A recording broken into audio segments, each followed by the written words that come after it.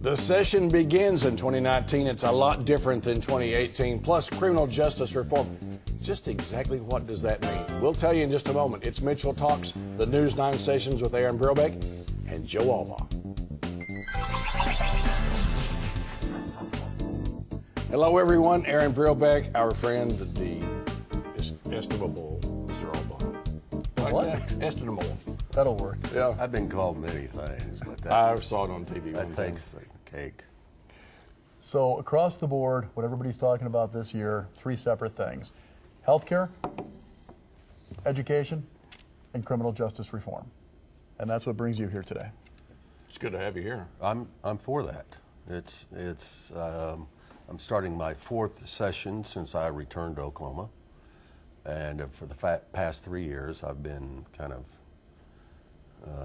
standing at the bully pulpit, talking about our problem in the entire criminal justice spectrum, and it looks as if we're getting and developing some consensus on what needs to be done. January 23rd, you both know that we hosted a forum and had all the stakeholders or their representatives in one room, and it was nice to have everybody in the sandbox so they could hear the same thing about the state of our system, just the Department of Corrections by itself, and then the ancillary issues that come along with everything from A to Z when we start incarcerating people, whether it's at the county level, the city level, or even at the state level. So I'm hopeful that that legislative leaders and the rank and file are listening and paying attention, and something will happen substantively. Thing is, we hear the term criminal justice reform, makes a great bumper sticker, but it means different things to different people. Sure does, and that's why it was important for the Department of Corrections to host such a forum in a neutral place, so everyone could at least hear a plan, a way to get to shrinking our population over the next 10 years so we can be at the national average in the incarceration rate per capita. So what does that plan look like? Well, it's going to take some bold moves to redesign, rewrite a lot of our code in the state, eliminate the duplications, streamline the criminal justice code, if you will, and the process. I checked this morning, we're just right at 27,000 incarcerated. We've been working on county jail backup, those who have received their J&Ss that are held in county jails until we have a bed available for them. A year ago, we were at 1,800, and today we're just below 700 in county jail backup. We're making some progress. Part of that is 780. There aren't as many cases being filed as there were a year and a half ago. So there's been a backup of that group, and the filings have gone down, or slowed down, I should say. Our system is akin to watering your garden. You know, you're standing there with a hose and you turn the faucet on all the way, so it's just a constant stream. And what I'm trying to get everyone to think about is slowing that down. Don't turn it on full blast every time you water that garden. So we're making some progress. We still need to modernize our facilities. My biggest priority this session for our employees is a pay raise. We are losing more people than I can hire. Baby boomers have earned their right to retire. I can't return that gray matter or experience. We're hiring from the millennial generation now, and they just have a different set of values and work ethic than all of us do. Right. And you and I have kind of talked about that a little bit too, in terms of you're offering them $13.74 an hour to start. That's correct. And their mindset is, you know, we don't care about the retirement plan you've got, the health care plan you've got. What we care about right now is paying rent, and we can't afford to pay rent on $13.74 an hour. Take-home rate, take-home pay. That's what they're talking about. I was at the Sayer on Monday of this week, and we're struggling with medium population males almost 2,300 individuals, we're struggling to get 18, 19 correctional officers to work per shift. And they're out there in the deep gas area. I mean, it's easy with the oil patch. Make a lot of money. Yeah. Oh boy.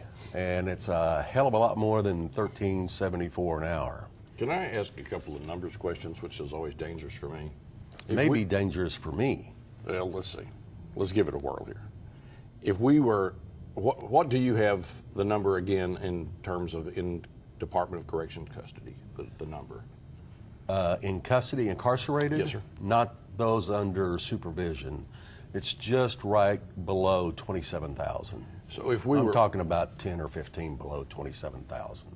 If we were roughly in the regional average, what would that number be? Oh boy, that probably would force us to release 12,401 overnight to be at the national average. So it's a big old number. It's a big old number. We incarcerate everybody in Oklahoma. And the sad part is we don't have programs for everybody's ills in our correctional system. 20 years ago, the department, because of money, started gutting programs, except for the education area, working on adult basic education or GED. Now they So they call it can get out and HS. stay out, right. So they could get out, stay out, have a certificate, and we gutted the trade vocational training and eliminated all the instructors and teachers. Well, it's hard to get those folks back into the system now, as I'm trying to depopulate so-called temporary beds that have been there 25 years. That ain't temporary. It's not temporary. That's why it's Quarter a of a joke to century, call yeah. it temporary. It's a total joke. So we're a mess, to tell the truth, and we're not offering. Well, let me rephrase this. Less than a third of our folks, male and female, that are incarcerated have any access to any type of programming to better themselves if they wanted to, so they'd interdict their own behavior once they get out of the system. 91% of the 27,000 are going to get out of the system at some point. But right now you're just warehousing. We're warehousing. We're the Department of Warehousing. Well, what do we want when those folks get out? We all want better neighbors. They're going to live next door to you, And not come back, right? and me. And we don't want them to come back.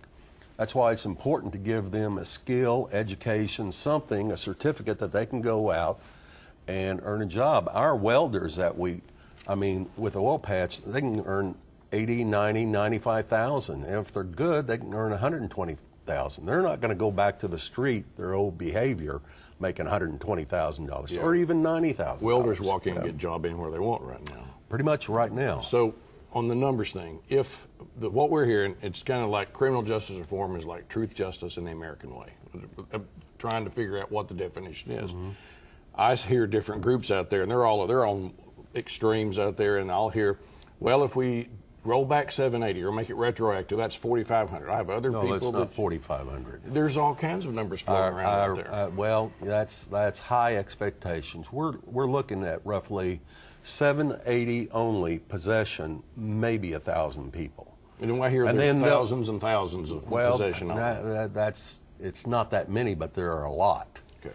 But 780, just the statute change, or the state question change on the statute, is roughly 1,000. Now, some of those are going to fall out for one reason or another. Because they're not in there just because of possession, right? Well, that adds to the group. So you can probably, those that have other controlling crimes, just have other issues, not behaving, number one. But that adds to, so you can get up to 4,500 or 2,500. It all depends on how you do the math, and depending upon what you want to see done in criminal justice reform, you can make the numbers fit whatever your agenda is. But it ain't going to be 12,000 people. It's not going to be 12,000. It's what you're saying. people. We really It's get impossible. to okay. It's impossible to put out 12,401 tomorrow. The governor is also talking about changing the structure for fees and fines. Good. Because right now the way that it works is these fees and fines are imposed by district attorneys. Good. They make half of their money from these fees and fines, and if I can't pay those fees and fines, I find myself behind bars You hanging out with you. You abscond. Yeah. You become an absconder. Is that going to work? Yeah, that's a start. Killing these fees and fines that are burying people who don't have a job when they get out. They don't have a place to live. We're failing at reentry, making those two basic things happen. And I'm sorry, but it costs money to help people right their lives. And there's been a wanton desire not to fund the Department of Corrections for the past at least 20 years or so. And now we're #1 in the world in incarceration per capita. Well, the attitude has been up till now that, hey, you broke the law, you get what you deserve. It shouldn't be pleasant. Yeah. Well, it's not pleasant, I guarantee you. These folks that are in prison, they lay around in their racks all day long, eating whatever they want to eat to a certain extent. No exercise. You can't force inmates to do anything these days. You can't even force them to get into a program so they can better themselves. They have to have that willingness. They have to be a partner with us to do that. And if they sit in their bunks 24 hours a day, they're thinking up all kinds of things that they can stir the pot on because they see that we're horribly understaffed, and they know why we're horribly understaffed. So it's pressure points on the system. No wonder people don't want to come to work for us. It's dangerous. Could we talk about that for just a second? Why don't you talk about what the life of one of your employees is? You're only at about, what, 60% staffing? 62. You pay low wages. Yes. All right. So what's it like for these folks that are working in there? Well, let me go back to Sayre just for a minute, the North Fork facility. Just short of 2,300 men, medium classification, bunch of knuckleheads. So when they see we have few correctional officers, that gives them the incentive to stir the pot. Plus there's gang activity out there, and we don't have enough folks to cover every shift, which forces us to spend an inordinate amount of money on overtime. Right now we're on mandatory overtime at half our facilities. That means that they're working not 8-hour shifts, they're working 12-hour shifts, 5, 6, even 7 days a week. And I don't like it. It's against the law, but we are on mandatory overtime. And it all goes back to the rate of pay. We're not attracting the cream of the crop. If you're a warm body, and I don't know that you are, but we'll hire you almost anyway. Sort of. Yeah. Back and forth. We'll hire you. You don't have to have a pedigree. You have to be at least 19. But if you're a warm body, we hire you. We put you through 8 weeks of a training academy that will prepare you to be inside. And then you go back to the millennial situation. They think it's X before they get in there, and they find out it's Y. Well, what do you mean I can't take my cell phone? Well, excuse me, we collected 8,000 cell phones this past calendar year. Hey, you ought to be on It's eBay. a problem. That's an eBay deal right there. Well, I got to think, too, if I'm working a 12-hour shift 7 days a week, I'm not going to be as alert as I should be for walking No in a doubt. facility like No that. doubt. But the biggest problem that we have is that you just can't shut that off when you're done with your shift. So you're taking all that baggage home with you. Unfortunately, a couple of weeks ago at the Bill Johnson facility, we had a suicide. And it wasn't the correctional officer, it was his wife. And they had a young baby, and fortunately he came home after his shift and the baby was fine in the bed. But we're running into that all the time. People get worn out. I told you I was at North Fork Monday.